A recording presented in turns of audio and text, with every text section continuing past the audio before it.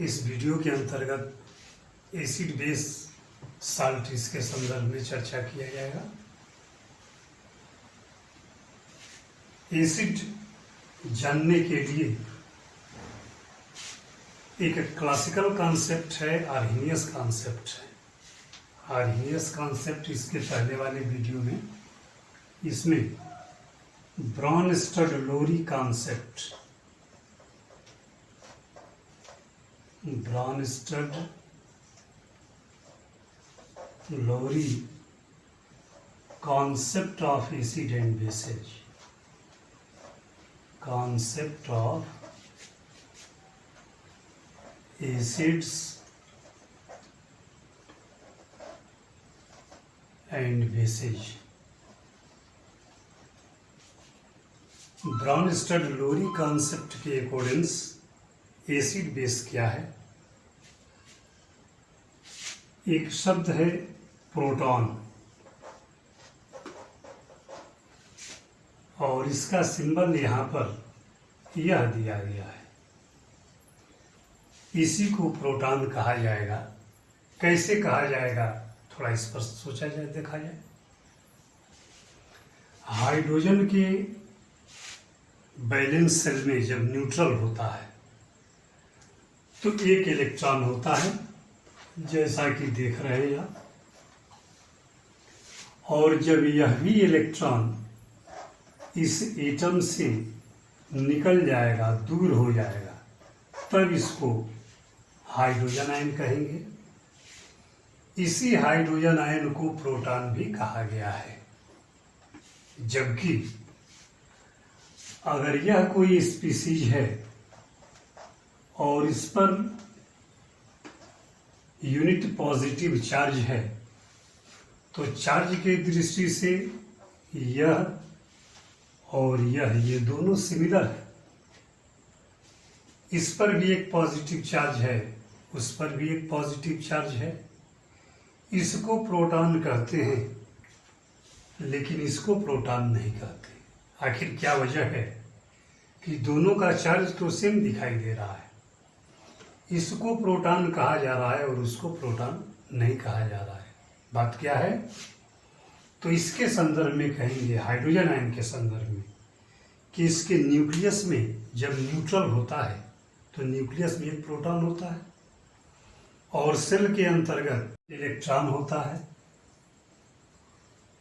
अब जब वह भी इलेक्ट्रॉन इससे लूज हो जाता है तो इलेक्ट्रॉन के नाम पर इसके पास कुछ नहीं रह जाता है, सिर्फ न्यूक्लियस में प्रोटॉन रह जाता है। इस वजह से इसको प्रोटॉन कहते हैं। अब यह जो स्थिति है, इस स्थिति में सोडियम के द्वारा एक पॉजिटिव चार्ज अटेन करने के पश्चात, यानी एक इलेक्ट्रॉन लूज करने के बाद भी 10 इलेक्ट्रॉन इसके डिफरेंट ऑर्बिट्स में मौजूद है। इसके बावजूद भी ये इलेक्ट्रॉन सहित है पॉजिटिव चार्ज अटेन करने के बाद। जबकि यह जो स्पीसीज है, इसके पास इलेक्ट्रॉन के नाम पर कुछ भी नहीं है, इलेक्ट्रॉन रहित स्पीसीज है ये। यही वजह है कि चूंकि इसके पास सिर्फ प्रोटॉन ही है, जिस वजह से इसको प्रोटॉन कहा जा रहा है। इसको प्रोटॉन नहीं कहेंगे, इसलिए कि इस स्थिति को अटेन करने के बावजूद भी इसके पास 10 इलेक्ट्रॉन है, तब हम लोग इसको प्रोटॉन भी कह सकते हैं। ब्रॉनस्टड लोरी कॉन्सेप्ट के अकॉर्डिंग्स यह कोई स्पीसीज है,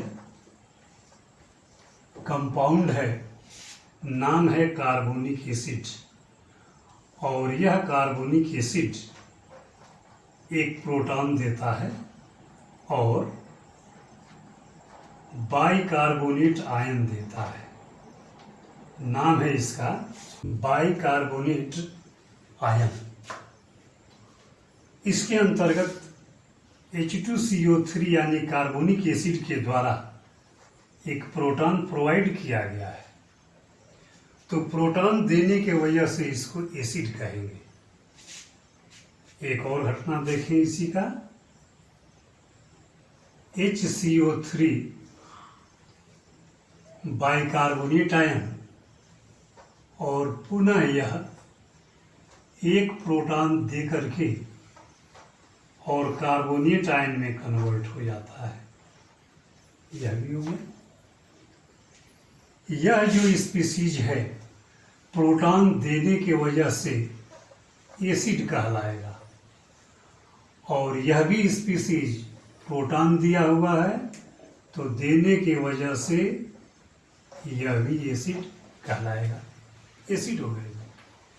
डेफिनेशन है ब्रॉनस्टेड-लोरी कॉन्सेप्ट के according substances which are able to provide or donate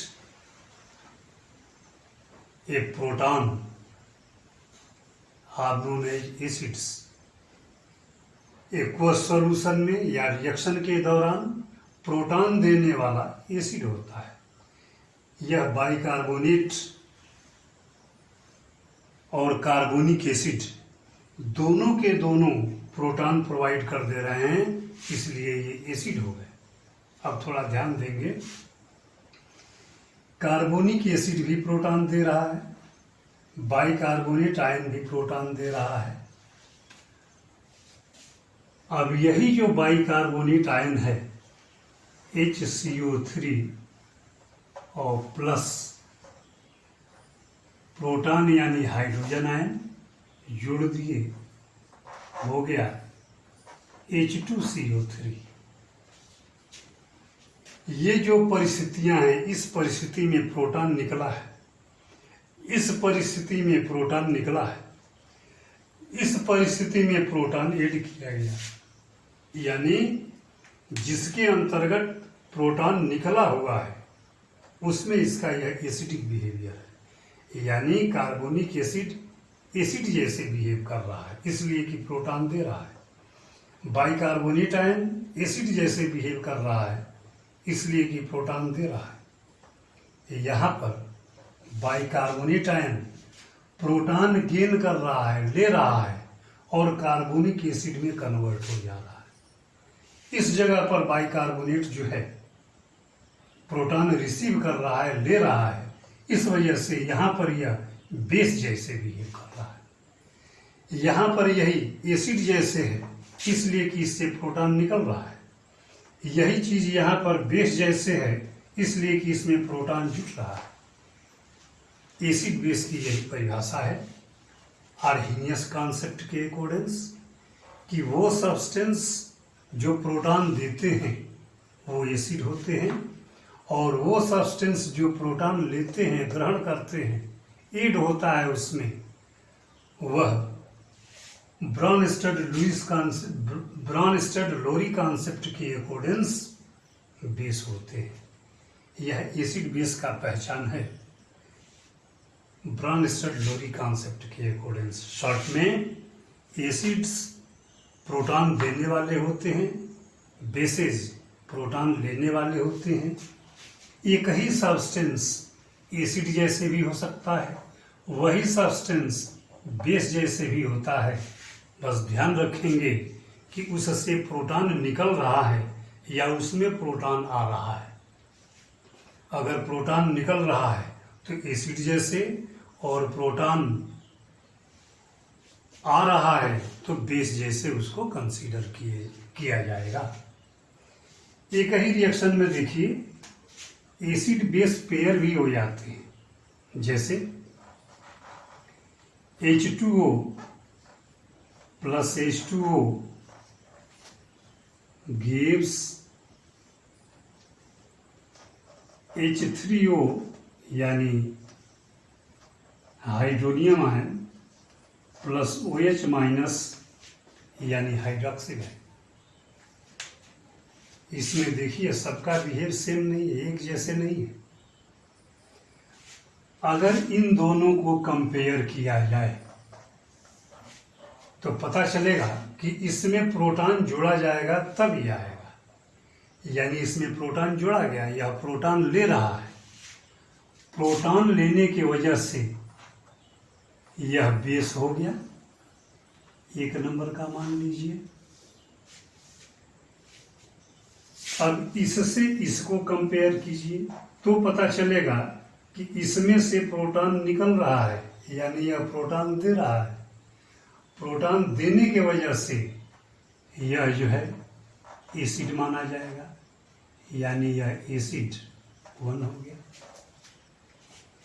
ये जो सिंबल है वो दोनों डायरेक्शन में इक्वेशन होने को वेरीफाई करता है, यानी रिएक्टेंट तो प्रोडक्ट दे ही रहा है, प्रोडक्ट भी रिएक्टेंट दे रहा है, यह मतलब हुआ। अब फिर जब इससे इन दोनों को यानी इन दोनों को कंपेयर करेंगे तो पता चलेगा इसमें से एक प्रोटॉन निकलेगा तो ये आएगा, यानी यह जो है प्रोटॉन डोनर हुआ, प्रोटॉन देने वाला। प्रोटॉन देने के वजह से यह एसिड हो गया। यहाँ पर एसिड लिख चुके हैं तो ये 1 है, यहाँ पर 2 है। अब इसको और इसको कंपेयर कीजिए तो इससे इसको आप ट्रेन करने में क्या स्थिति आएगी, जब इसमें प्रोटॉन जोड़ेंगे तो ये आएगा, यानी यह जो है प्रोटॉन रिसीवर हो रहा है, हो गया, ले रहा है। प्रोटॉन लेने के वजह से यह बेस हो गया, बेस पहले लिख चुके हैं तो यह दूसरे नंबर का बेस हो गया। अब कहेंगे कि यह जो बेस है, इस बेस का कॉन्जुगेट एसिड यह है। H2O बेस का कॉन्जुगेट एसिड हाइड्रोनियम आयन है। इसको देखिए, यह एसिड है, इस एसिड का कॉन्जुगेट बेस हाइड्रोक्सिल आयन है। यह बेस है और इसका यह एसिड है, यानी ये बेस का कॉन्जुगेट एसिड एक प्रोटॉन जोड़ने पर आएगा, जबकि एसिड का बेस का कॉन्जुगेट एसिड हाइड्रोजन आयन या प्रोटॉन जोड़ने पर आएगा। ये दोनों आपस में कॉन्जुगेट एसिड बेस होंगे और ये दोनों भी आपस में कॉन्जुगेट एसिड बेस होंगे। कॉन्जुगेट एसिड बेस शब्द जो है ब्रॉनस्टेड लोरी द्वारा ही यूज किया गया है, और जो एसिड बेस के कॉन्सेप्ट्स हैं उसमें कॉन्जुगेट वर्ड यूज नहीं आता है। इसमें एक बात और है, अभी पहले बोला गया है कि एक ही सब्सटेंस एसिड जैसे भी बिहेव कर सकता है, यानी बाइकार्बोनेट यहाँ एसिड जैसे है, और वही सब्सटेंस बेस जैसे भी बिहेव कर सकता है। सिर्फ परिस्थिति देखेंगे कि प्रोटॉन ले रहा है अथवा प्रोटॉन दे रहा है। प्रोटॉन ले रहा है तो वह बेस है, और प्रोटॉन दे रहा है तो एसिड है।